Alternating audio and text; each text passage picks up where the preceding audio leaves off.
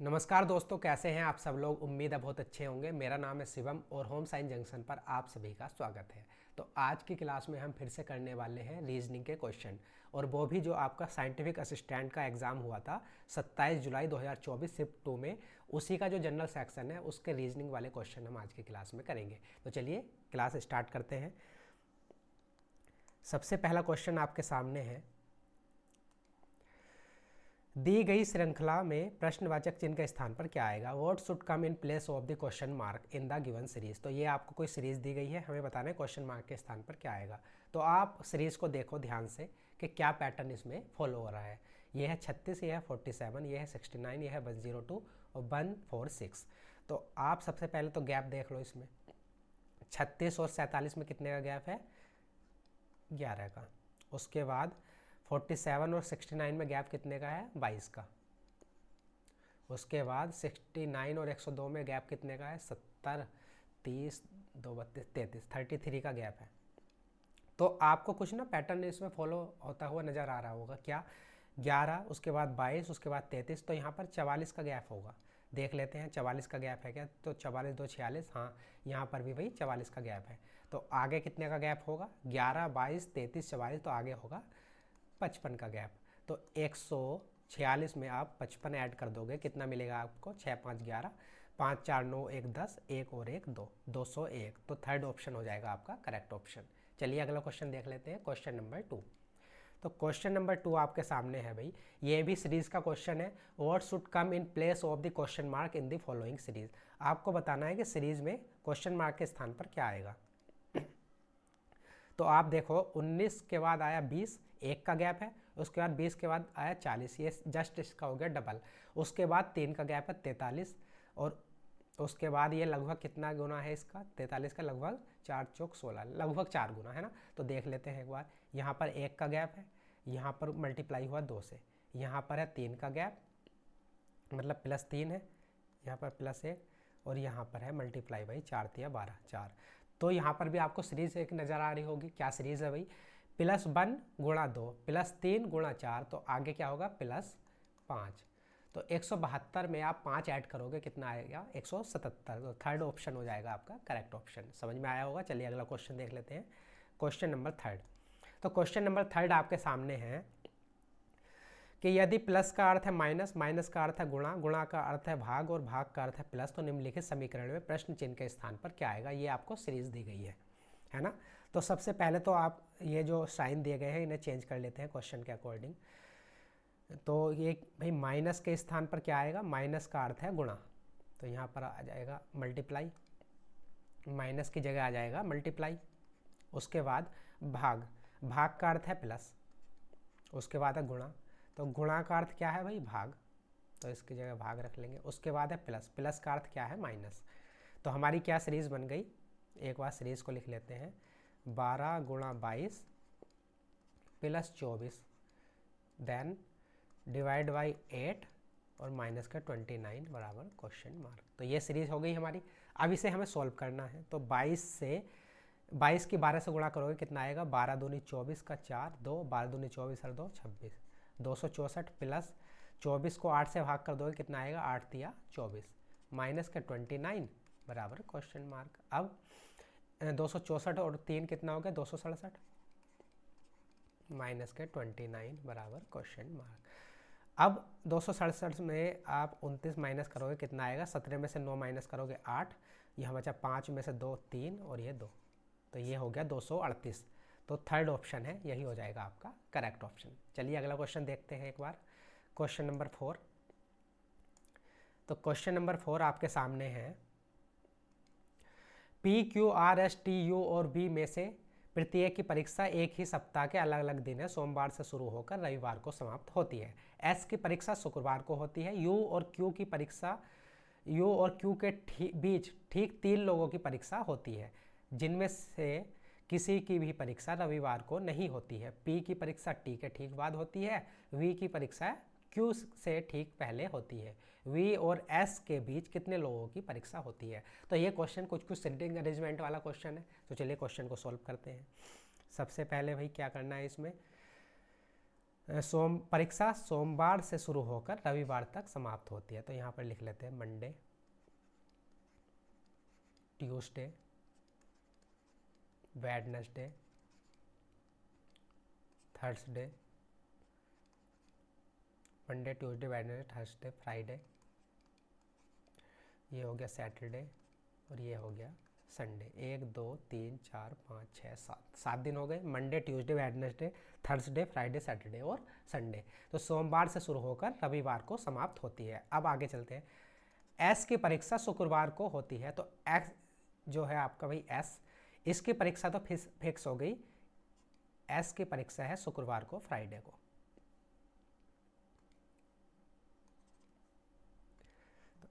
S की परीक्षा तो फिक्स हो गई फ्राइडे को। अब आगे चलते हैं। यू और क्यू के बीच ठीक 3 लोगों की परीक्षा होती है। तो यू और क्यू के बीच 3 लोगों की परीक्षा होती है।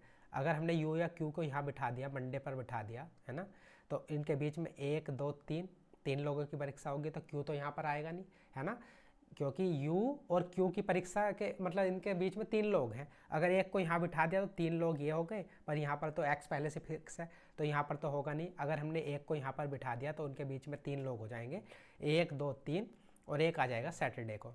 अब आगे इसमें क्या दे रखा है, किसी की भी परीक्षा रविवार को नहीं होती है। मतलब U और Q जो है इनकी परीक्षा संडे को नहीं होती, बाकी किसी भी दिन होगी। और क्या कंडीशन है, इनके बीच में 3 लोग हैं। तो भाई U या Q या तो यहाँ पर होंगे, उनके बीच में 3 लोग, 1 2 3, तो U या Q यहाँ पर हो सकते हैं। मतलब कहने का मतलब ये है, या तो U यहाँ पर होगा या Q यहाँ पर होगा, या फिर Q यहाँ पर होगा और U यहाँ पर होगा। संडे को इनकी परीक्षा होगी नहीं, और इनके बीच में 3 लोग की भी परीक्षा है। तो यहाँ तक समझ में आ गई चीज़ें। अब P की परीक्षा T के ठीक बाद होती है। तो P की जो परीक्षा है T के ठीक बाद होती है। तो T अगर यहाँ रख लेंगे तो P यहाँ पर नहीं होगा, क्योंकि यहाँ तो पहले से ही जो है जगह फुल है। उसके बाद और कहीं भी जगह नहीं बचेगी, क्योंकि ये सारी जगह तो फुल है ना। तो P की परीक्षा T के ठीक बाद, तो T यहाँ होगा और P होगा यहाँ पर, तभी तो P की परीक्षा T के ठीक बाद होगी। उसके बाद V की परीक्षा Q से ठीक पहले होती है। तो V की परीक्षा जो है Q के ठीक पहले होती है। तो भाई B की परीक्षा Q के ठीक पहले होती है। अगर Q यहाँ पर होगा, जहाँ पर इस वाली पोजीशन पर, मतलब सैटरडे को होगा, तो V तो यहाँ पर आ नहीं सकता, क्योंकि S की जो है पोजीशन वो तो पहले से फिक्स है। तो कहने का मतलब क्या है, यहाँ पर क्या होगा, यहाँ पर Q होगा और यहाँ पर होगा B, तभी तो V की परीक्षा Q से ठीक पहले होगी। V की परीक्षा Q के ठीक पहले। तो कहने का मतलब ये है कि Q यहाँ पर होगा और ये जो U है ये होगा यहाँ पर। अब इन दोनों की पोजीशन होगी फिक्स। बाकी बचा हुआ कौन है भाई, बाकी बचा हुआ है यहाँ पर R। तो R की परीक्षा होगी संडे को। समझ में आ गई होंगी चीज़ें।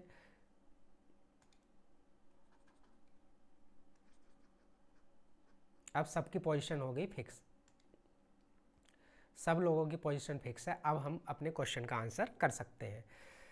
V और S के बीच कितने लोगों की परीक्षा होती है। तो V है भाई यहाँ पर और S है यहाँ पर। देख लेते हैं कितने लोग हैं, 1 2 3। तो V और S के बीच में कितने लोगों की परीक्षा होती है, 3 लोगों की। तो आपका फर्स्ट वाला ऑप्शन हो जाएगा करेक्ट ऑप्शन। समझ में आया होगा। अगला क्वेश्चन देखते हैं, क्वेश्चन नंबर 5।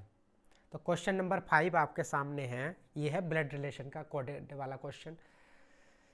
ये आपको कुछ कंडीशन दे रखी है कि भाई A@B का अर्थ है A B की माता है, $B का अर्थ है A B का पिता है। इस प्रकार से आपको कुछ कंडीशन दे रखी हैं और ये आपको एक इक्वेशन दी गई है, उससे हमें बताना है A Q से किस प्रकार संबंधित है। तो सबसे पहले तो हम फैमिली ट्री बनाएंगे, कोडेड जो आपको इन्फॉर्मेशन दी गई है उसके अकॉर्डिंग फैमिली ट्री बनाएंगे। तो चलिए स्टार्ट करते हैं। तो E और ये वाला जो साइन है D, इसका क्या अर्थ है, ये यहाँ पर है E D की बहन है ना। तो यहाँ पर बना लेते हैं E D की बहन है। अब आगे D@Q का अर्थ है, D@Q का अर्थ है D Q की माता है,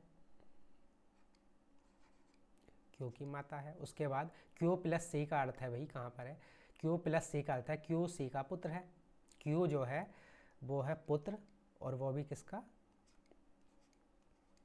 C का। क्योंकि डी माता है ना, और क्यू सी का पुत्र है, तो सी पिता होगा क्यू का। उसके बाद सी प्लस बी का अर्थ है सी बी का पुत्र है, सी जो है पुत्र किसका है, बी का। उसके बाद बी परसेंटेज ए का अर्थ है, बी परसेंटेज ए का अर्थ है बी ए का पति है, बी जो है पति है किसका, ए का, तो ये पत्नी होगी और बी हो गया पति। अब हमें क्या बताना है, ए क्यू से किस प्रकार संबंधित है। ये वाला जो ए है, ये जो ए है ये क्यू से किस प्रकार संबंधित है, अब हमें ये बताना है। तो भाई ये पति पत्नी है, इनका पुत्र है सी, सी की पत्नी है डी, और इनका पुत्र है क्यू। तो ए क्यू से किस प्रकार संबंधित है, तो क्यू ए जो है क्यू के पिता की माता है ना, ए जो है क्यू के पिता की माता है। ये पति पत्नी है, ये इनका लड़का है, तो सी का भी तो लड़का हुआ क्यू, है ना। तो क्यू ए जो है क्यू के पिता की माता है।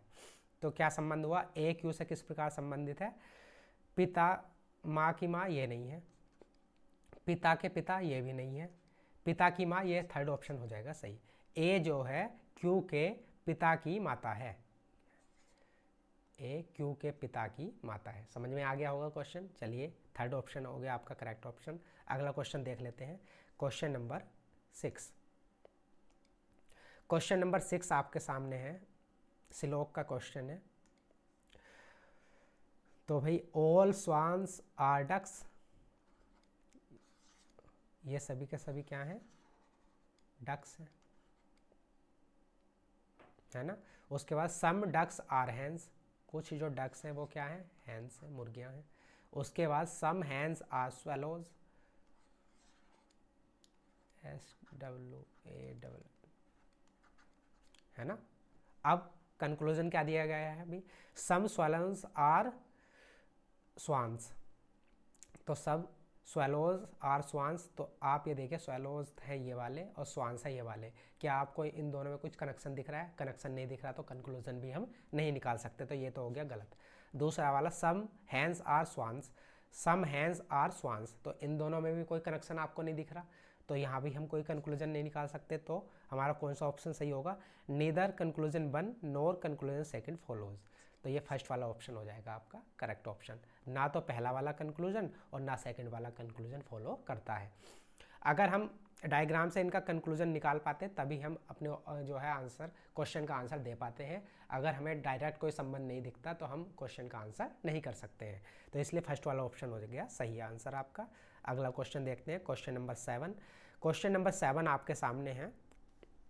तो अगर आप सिंपल भाषा में समझो तो हैशटैग और परसेंटेज की जगह क्या आएगा कि जिससे इधर वाले ग्रुप, ये वाला जो ग्रुप है ये और ये सेम हो जाए, तो हमें ऑप्शन की हेल्प लेनी पड़ेगी, ऑप्शन को चेक करना पड़ेगा।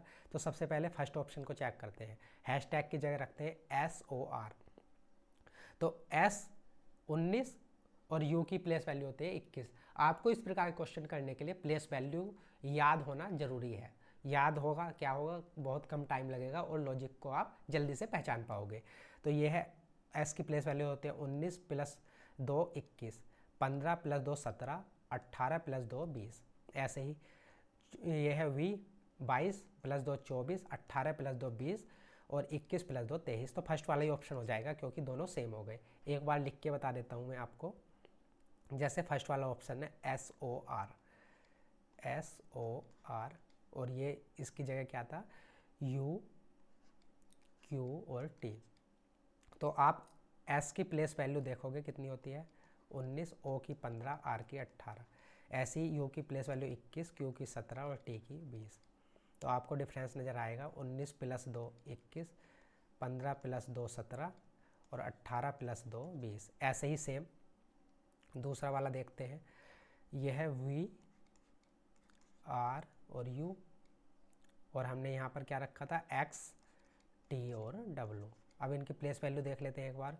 V की है प्लेस वैल्यू 22, R की 18, U की 21 और ऐसे ही X की 24, T की 20 और W की है 23। तो यहाँ पर 22 + 2 24, 18 + 2 20 और 21 + 2 23। तो फर्स्ट वाला ऑप्शन हो गया हमारा करेक्ट ऑप्शन। समझ में आ गया होगा। चलिए अगला क्वेश्चन देख लेते हैं, क्वेश्चन नंबर 8। तो क्वेश्चन नंबर 8 आपके सामने है, यहाँ पर भी भाई जैसे ये दो आपको ये इक्वेशन दे रखी हैं, है ना, जो सेम पैटर्न इसमें फॉलो होगा वही किसी एक ऑप्शन में फॉलो हो रहा होगा, मतलब वही ऑप्शन हमें छांटना है। जो पैटर्न इनमें लगेगा, सेम पैटर्न अगर जिस भी ऑप्शन में लगेगा वही हमारा आंसर हो जाएगा। तो सबसे पहले देखते हैं क्या पैटर्न यहाँ पर फॉलो हो रहा है। तो प्लेस वैल्यू के अकॉर्डिंग ही देखेंगे, वही सबसे अच्छा तरीका होता है। एल की प्लेस वैल्यू 12, 12 प्लस 3 15 और 15 प्लस 4 19। तो यहाँ पर है प्लस 3 प्लस 4 फर्स्ट वाले में। ऐसे ही 15 प्लस 3 18, 18 प्लस 2 20, 2 22 4। हाँ, यहाँ पर भी प्लस 3 प्लस 4 पहले वाले लेटर में। अब ऑप्शन को देखते हैं, क्या पता इससे काम चल जाए, दूसरा वाला हमें चेक ही ना करना पड़े। तो ये है 16, 16 3 19। तो अगर इसके अकॉर्डिंग देखें तो यहाँ पर 19 होना चाहिए था एस, लेकिन यहाँ पर है 20 4। तो ये तो होगा नहीं, ये तो कट गया हमारा। अब सेकंड वाला ऑप्शन देखते हैं, ये है 16 प्लस 3 19, 19 प्लस 4 23। तो ये ऑप्शन तो वही हमें सही लग रहा है। अब थर्ड वाला देखते हैं, 17 प्लस 3 20 प्लस 4 24। ये भी सही है। 17 प्लस 3 यहाँ पर 20 होना चाहिए, तो ये भी गलत हो गया। तो हमारे पास फर्स्ट ऑप्शन कट गया और फोर्थ वाला बचे कौन से, 2 ऑप्शन बचे। अब हमें क्या करना पड़ेगा भाई, ये 2 ऑप्शन बचे, अब इनमें चेक करना पड़ेगा। तो फर्स्ट लेटर तो हमने दोनों में चेक कर लिया था, अब सेकंड लेटर की तरफ चलते हैं। ये है 18 और ये है 21। तो 18 प्लस 3 21। तो ऐसे ही यहाँ पर देखते हैं, 23 प्लस 3 26 होना चाहिए, 23 प्लस 3 26। तो W और Z, तो थर्ड वाला ऑप्शन हो जाएगा आपका करेक्ट ऑप्शन।